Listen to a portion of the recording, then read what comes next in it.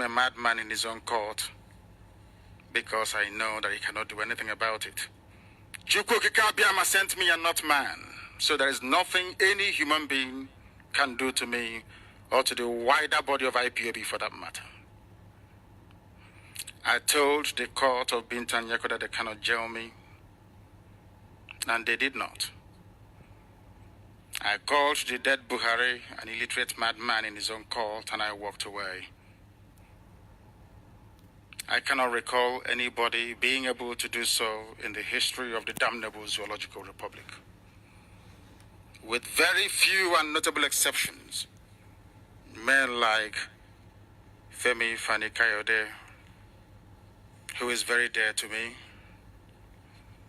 and also the ex-governor of Ekiti State, Ayofayoshe. The two men I respect very much, I must say, from the West. There is no other human being that has been able to rise up to challenge the murderous tendencies of the late Buhari. Buhari died because he dared to touch me. And I must warn everybody,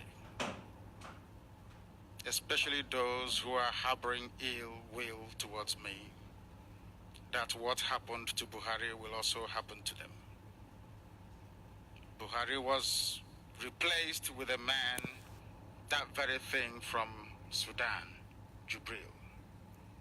A very special program is coming up next month where I will completely and totally unmask Jubril. Complete and total. With DNA evidence and forensic pictorial evidence, it will be clear to the whole world that the person in Aso Rock is fake. Jubril. They are trying to use INEC disqualification to bar him from contesting so he can run back to Sudan. That is not going to happen. I won't let them. He will contest. And the zoo will crumble with him. They know this. That's why they're running helter-skelter, claiming he doesn't have a certificate. As if they never knew.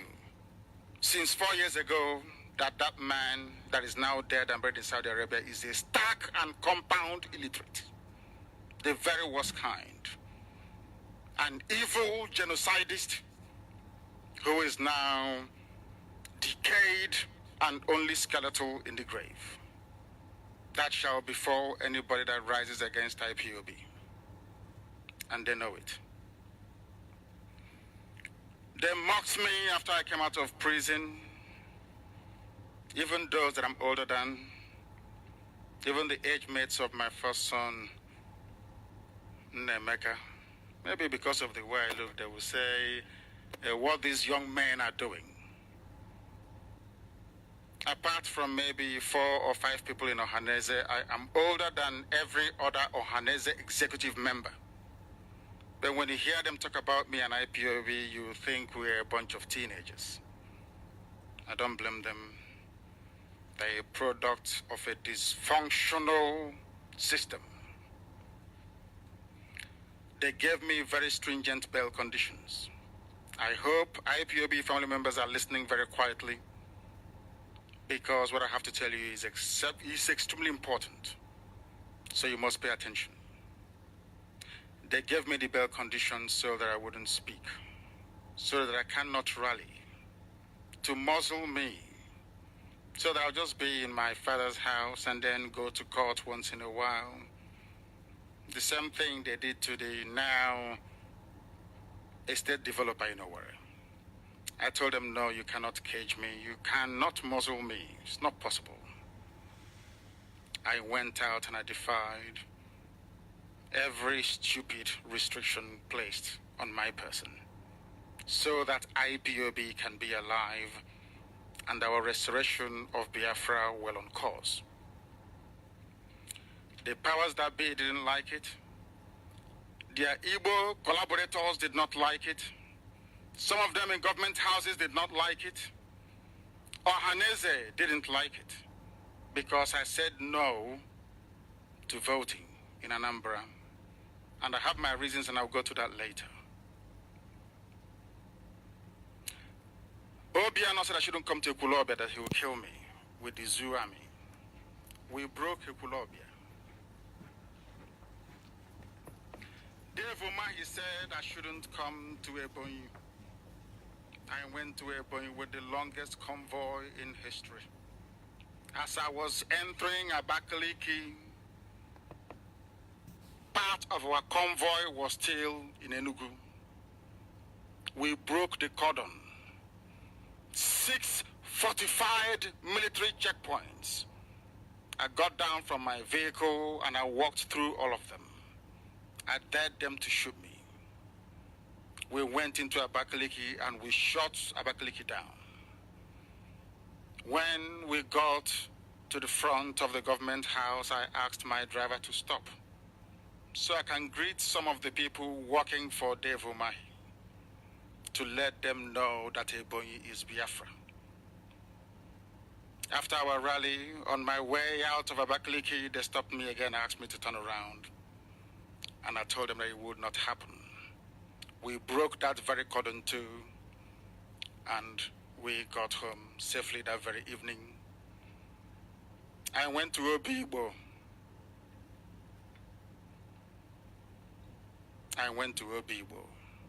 In Iguacha. We locked Iguacha down for 6 hours. There was no movement. Yes, and Wike did not ask army to kill me. He never tried to intimidate me nor to molest me. We rallied peacefully as we normally do. And we went back home. Ohaneze and the Igbo governors got together and said this cannot continue. That Nnamdi Kanu is heating up the polity. They decided to kill me. It was these men that physically applied to Asarok to have me killed. They couldn't do it. After all, Buhari was dead, buried in Saudi Arabia. They had to do something very quickly. At the expiration of the 103 days of his shambolic medical trip to London, they sent that thing from Sudan, Jubril, to come back to spearhead the attack against me. The person controlling that very project is a man that some of you know as Abba Kyari.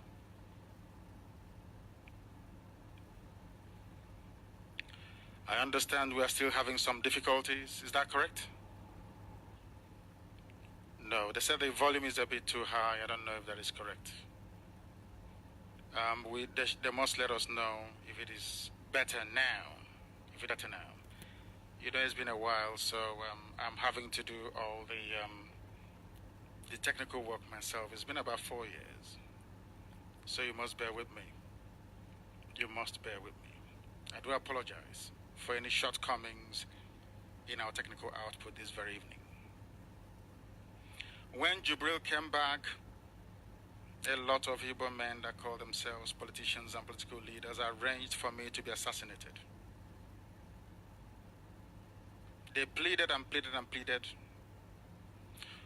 because our 30th of May celebration, our sit at home last year was successful. That led those Alamajiri youths, I don't know where they got them from, to issue a quit notice at the instigation of Arewa Consultative Forum. Our people must listen very carefully. Arewa Consultative Forum pressured Nyawood and Ohaneze and Southeast governors to do something about me. When they talk about me, they don't tell you the truth. I was the one that went to Wodo's house when he was in the USA to look for him, to greet him. I went with Evangelist Eliotuko. I went back again when he returned, and we had very sumptuous lunch together. And I told him that this is what I stand for. I want Biafra because of all the maltreatment, because of all the humiliation, because of all the shame that Nigeria over the years have compelled us to go through as a people, that I cannot take it anymore. I want to be free and I want to die a free man. He asked me, what do I intend to do? And I told him, most respectfully, that I will engage in civil disobedience. I will boycott every boycottable until the zoo accedes to my demand for a referendum. That I won't fight anybody. He said it's okay, but I should consider an Nnamdi election. I told him no. We've been voting since 1953, if I'm not mistaken. What has come of it? Absolutely nothing. The zoo, as a contraption, instead of going forwards, is always going backwards every blessed year. Things are getting more difficult. Our children are dying in the Mediterranean. They are drowning. Our daughters have nobody to marry them because most of our men, our brothers, our uncles, our cousins are in severe difficulties abroad. Some are in jail, some are struggling. Some will have to marry somebody from that very country where they are domiciled to be able to get their papers. Nobody is interested in our sisters back home. And I told Chief Ward that I cannot go through life like this. I cannot tolerate this any longer. That something must give way. That I have no interest in being the leader of Biafra. I have no interest in politics. All I want is for our people to be free. I explained to him very calmly and with respect. We took pictures, we had lunch, and we went away. But they went behind my back to plan to kill me when I did nothing wrong to them. They came to my house, as we all know, on the 14th of September of last year to kill me and every living being in my house.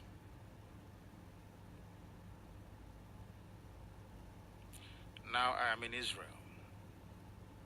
That is no longer possible. Even the young lady you call Aisha Buhari, the wife of the late Muhammadu Buhari, I am older than her, said that Nnamdi Kanu intimidated the Nigerian army into submission in a speech she made on Monday. I think it was October the 9th, last year, 2017. Perhaps fueled by the fact that her husband was dead. She spoke out of turn. It's there for all to see. She actually said that Nnamdi Kanu ran riot because my husband was not in Nigeria. That's what she said. This is supposedly the first lady. That was when they concluded their plans to kill me. I don't know if Britain is involved, but when I return to the UK, we shall find out. Okezie Ikpeazu, Dave Umahi, Niawodo had their statements prepared for my obituary. They had gone to plan with the traditional rulers of all the other geopolitical zones in the zoo to come down to address Biafrans on why my death was a good thing for our people. Go through Okezie Ikpeazu's statements. It's all there and self-evidently so. the Ohanese and Igbo political class, Southeast governors, used Fulani military apparatus to try and assassinate me the same way they've been doing, or as they did in Aba, Tumpo, Nisha, Enugu, Iguacha, in Aba. All we are asking for is for our freedom. But Igbo men that claim they are politicians brought death to us. When you ask them, but what wrong have we done? They say we are heating up the polity. That's all. We've explained to them time and time again, we want to be free. Perhaps some of you are comfortable being slaves to Fulani people. IPOB is not comfortable and can never, ever be comfortable with it.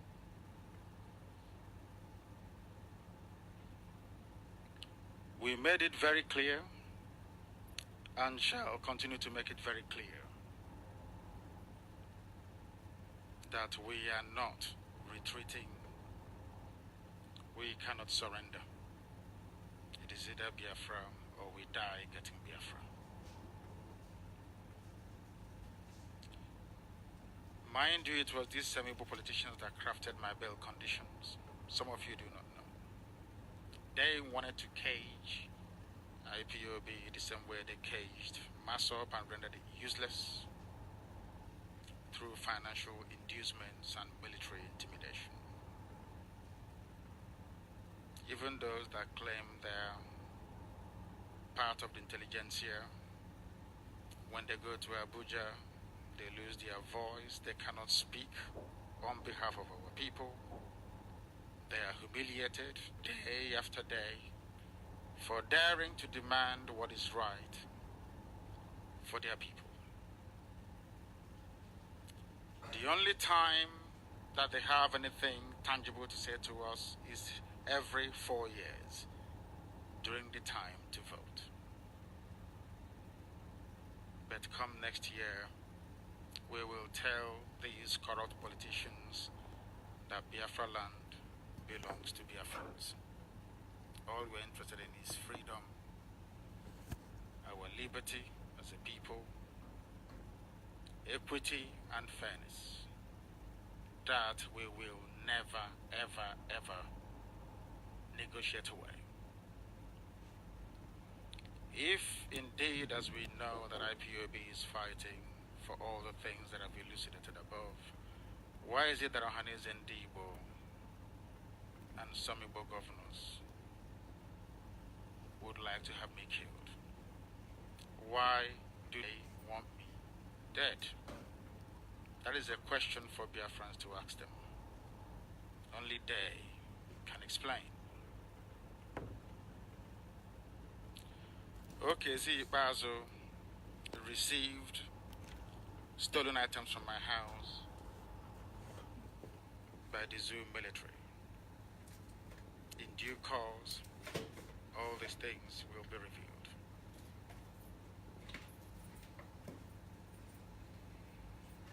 My voice is very low, is that correct?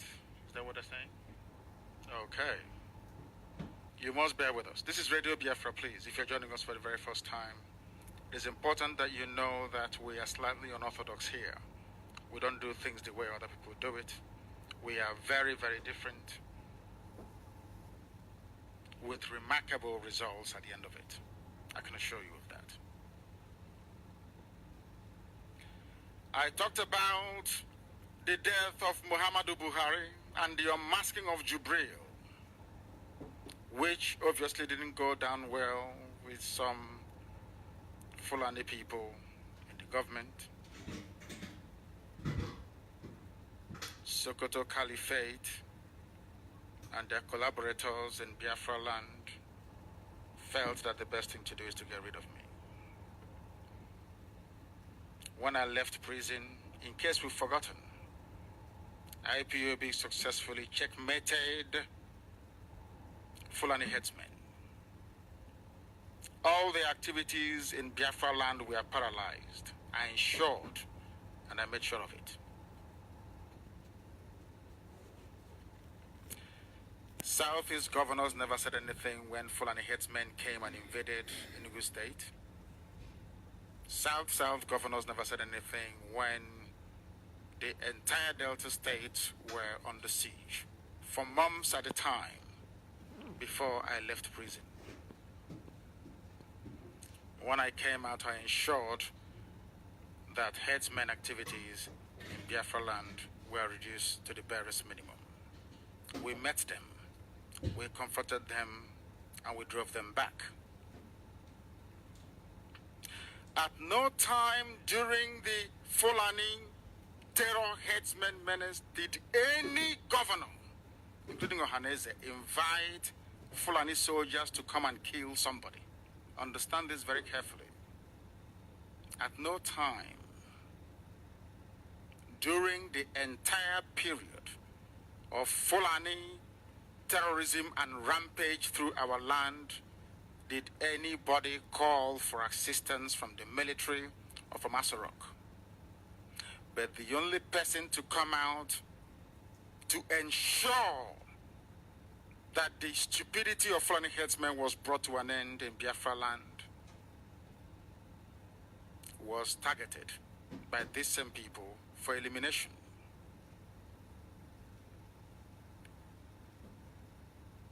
Within 4 weeks of leaving Kuje prison, I successfully, through IPOB intelligence and volunteers, stopped over 80% of Fulani terror attacks in our land. The statistics are there. Go and check what was happening in Biafra land before I left prison and what became of Fulani headsmen once I was out.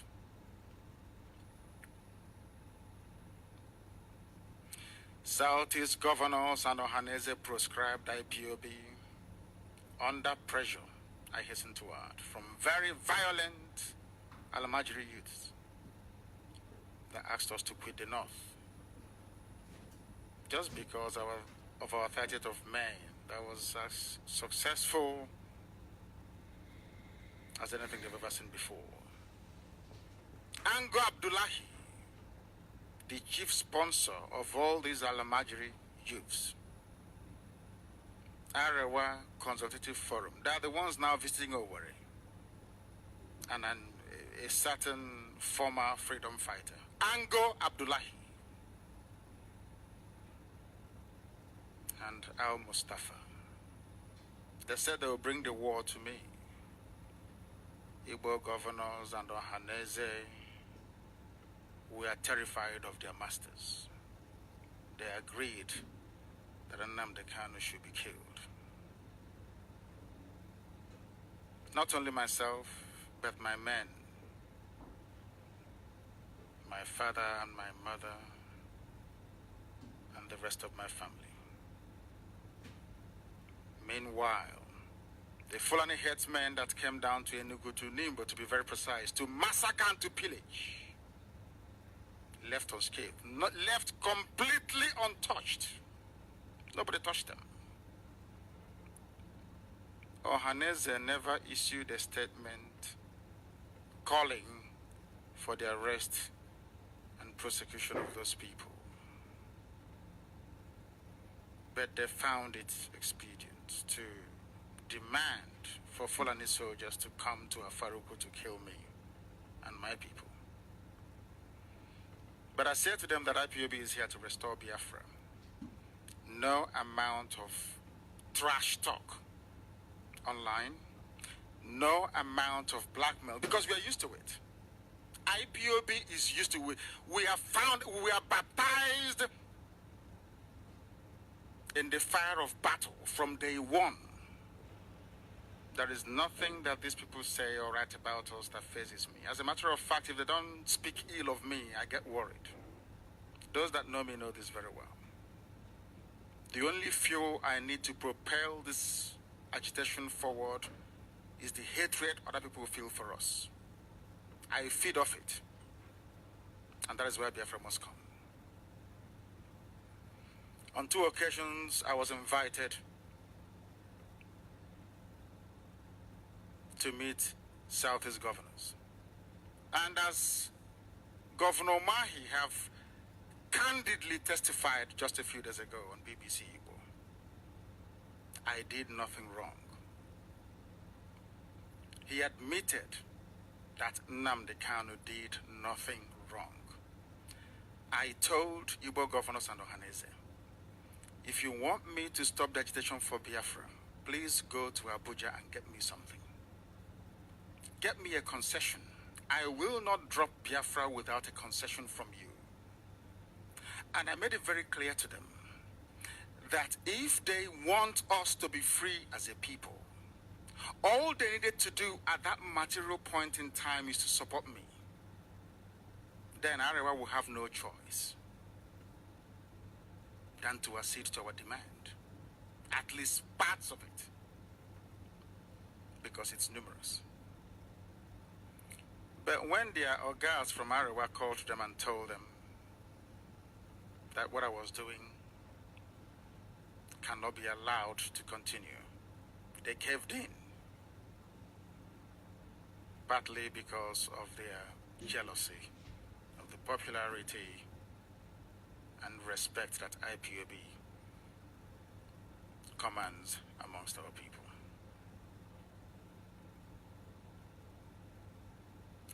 It was Ohanese and Igbo and Igbo governors that stopped the federal government of the zoo called Nigeria from negotiating with IPOB. Go and ask them. Because they didn't want our people to be free. Never. Therefore, the ban on Ohanese and Igbo, the proscription of Ohanese and Igbo, still stands till tomorrow morning. Any day they meet in public, their meeting will be disrupted. They have proven themselves to be a bunch of bloodsuckers in the pay and control of Arewa North. A shame and a disgrace to the most gifted, enlightened, blessed race in Africa. We are a very special breed, the best of the very best. That is why they hate us. Why do you think they hate us? Because we are very, very special. We make no apologies about that. Our mothers were humiliated in Owerri. Some of you heard it. What did Ohanese do? They were laughing and saying, "Oh, they went out to protest for the for Nnamdi Kanu's whereabouts, and because of that, he serves them right." Some of them were great-grandmothers. A very filthy Fulani police officer locked them up because Igbo governors, Ohanese and Igbo, and the so-called Igbo leaders, they all amount to nothing. Zero. Rocha Sokorocha, who is actually a northerner, an Arewa man, supervised the humiliation of our mothers. Ohanese and Igbo governors were so terrified of their Fulani masters that they couldn't utter a word of condemnation of such an atrocious act in our own land. Unbelievable. These are the people that want us to regard them as leaders. When they took our mothers, they couldn't do anything about it. It is a leadership of betrayal. Igbo land has been shrunk to only 5 states. The sins of Ohanese and Igbo is too numerous to elucidate just within 2 hours. The 5 southeastern states, due to a combination of treachery, wickedness, and ignorance, abandoned our Igbo kith and kin in Benue, in Delta, in Cross River. Some of you don't know that Igbo community is in Cross River State. In Rivers, and parts of Akwa Ibom, even in Bayelsa. We are all one people, Biafra. One people. We speak different languages and different dialects. We know that. But culturally, socially, politically, from of old, we've remained one people. Biafra is older than the zoo called Nigeria. We all know this. I have nothing against Igbo leaders, and I wish they can repent and change and fight for our people, the same way that IPOB is fighting. We have Ebema in Imo State, Ebema in River State. Do you think that other people will allow you to divide their own people like that? They gerrymandered the boundaries. You have Ebema in Delta, Ebema in Rivers, Ebema in Imo. The same family divided. Some say they are south-south. You are answering Anyanwu, I'm answering Anyanwu. One part of Anyanwu is south-south, the other one is southeast. Unbelievable. Ndoni people. Aniocha. Ika. All the way from Ibanki, I've said this time and time again. I've preached this very topic on Radio Biafra before. The Ndokwa community. All the way to Opobo. If you go to Opobo and you speak Igbo, somebody there will understand you. And as I'm always fond of saying, Anang gave Okonko to Abia and Imo. The same way that Efik gave Egbe to the eastern part of Abia State like Arochukwu and the rest. We are all one people. But due to a combination of greed, jealousy, and heaven knows what else, we've allowed these people to come into our land to divide us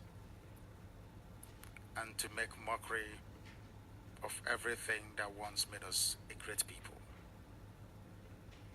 We have indigenous Igbo-speaking people in Kogi State, but no one is talking about them because all Ohanese and the present crop of leadership is concerned with is how to feather their nests, how to make money from the central government, or should I say the federal government, and how to perpetuate themselves and their children in the grace and favor of Arawanov. Chief Ojo Zokalo came to see me in prison in Kuje.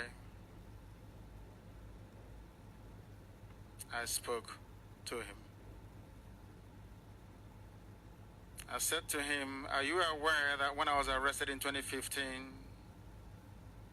stroke 2016, as a result of our blockade of Headbridge, that the likes of IBB and Obasanjo, that's Ibrahim Babangida and Obasanjo, did contemplate giving an Igbo man the presidency of Nigeria?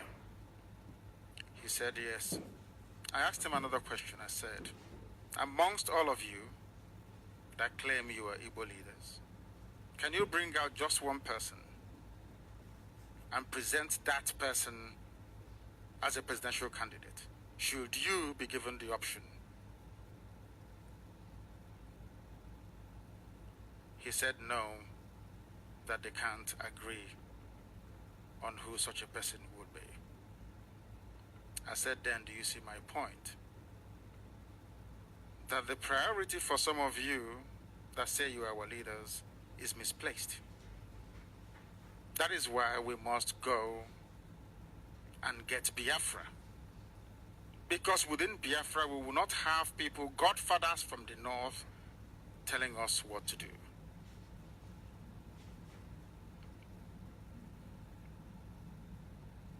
Nobody wants to step down for the other person. I read a few days ago that some Igbo leaders unanimously adopted Atiku. Very interesting. But the same group of people, we are busy castigating P2P. That was very typical of how things are done in the Southeast, and I must say, the entire Biafra land as a whole. Their preoccupation is self-preservation, not the well-being of the people. I remember when I was asked, when I came out, somebody called me and said the presidency wants us to ask you on more than 2 occasions to put it in writing what your minimum demands are, excluding outright independence for Biafra. Knowing fully well they were looking for an excuse to tell the international community that I'm as inflexible as Ojukwu, which I've said when I was in detention, I decided to test their sincerity, because I always allow people leeway. I told them that I don't want any monetary payment or financial reward. People must listen very carefully. That I want a devolution back to 1963 Constitution, back to the regions, which is essentially Aburi. I told them that I want them to open Iguacha Seaport, Port Harcourt. I asked them to open Calabar Seaport and Warri Seaport. I did this in writing and I gave it to them. I asked them to dredge River Niger, allow direct international flights to Europe and the USA from Enugu, Iguacha and Calabar airports, to have respect for the rule of law by releasing Dasuki and El Zakzaki, to set up an international commission of inquiry to investigate the mass murder of IPOB family members at Onisha, by Enugu, Iguacha, Omuahia and Asaba. I asked them to remove those extortion centers they call roadblocks across the South, South, and Southeast. As I told them also that I want region-based 100% resource control, complete deregulation of the power sector, and the setting up of a proper reconstruction, rehabilitation, and reintegration commission for Biafra, which is essentially South, South, and Southeast areas, excluding Edo State. I never heard from them again. That is why we must boycott the elections. That is why IPOB must do everything within its powers to ensure that there is a total lockdown of the entire Biafra land come the presidential election of next year. Somebody was boasting today, I heard, that Victor Mess said on the Denibo radio that Nnamdi Kanu cannot be in Israel and dictate what is going to happen in Biafra land. I want to say this to some of them that may have adopted that very position. I am not IPOB. I do the will of IPOB. IPOB is the people, and the people is IPOB. They must understand this. Our quest for Biafra is part and parcel of a strategy aimed at making sure that things are done properly. Thank you. This is all we can take from the broadcast. This is all we can take from the broadcast this evening. My name is Chidi Kale for Hope for Nigeria. Some of you have stopped talking about so much for joining us. Some of you have forgotten that various courts have granted Dasuki bail and is still in jail, in detention, illegal detention. You have people that claim they are senior advocates, people who are professors of law, even the vice president, but Dasuki is still in detention. After multiple pronouncements by competent courts of law that he ought to be released, the same applies to Dasuki and the wives. People are jumping up and down talking about elections when there is entrenched impunity, when terrible things are happening to the poor masses. Nobody is bothered about the well-being of those who are suffering. All they seem to care about is how much money they're going to make from the electoral process. May the good Lord have mercy upon us. The killings in the Middle Belt are continuing unabated. Abuse of judicial process and corrupt judiciary. And all people are concerned about is to vote. Let us vote. This same haste to vote is the reason why a certificate-less Buhari, a compound illiterate, emerged in 2015 as your president. They say sometimes that if you want to, know how well or how backward the country is, look at those they vote into power. The haste to get rid of Jonathan in order for oil concessions to be renewed led Obama to whip up this very wild sentiment against Jonathan, peddled by the likes of Bola Ahmed Tinubu. All of you then jumping up and down now trying to vote or asking IPOB to call off the boycott. You were there. You knew Buhari had no certificate and therefore no right to become the president. But in your haste to try and make quick money during the campaigns, you got rid of Jonathan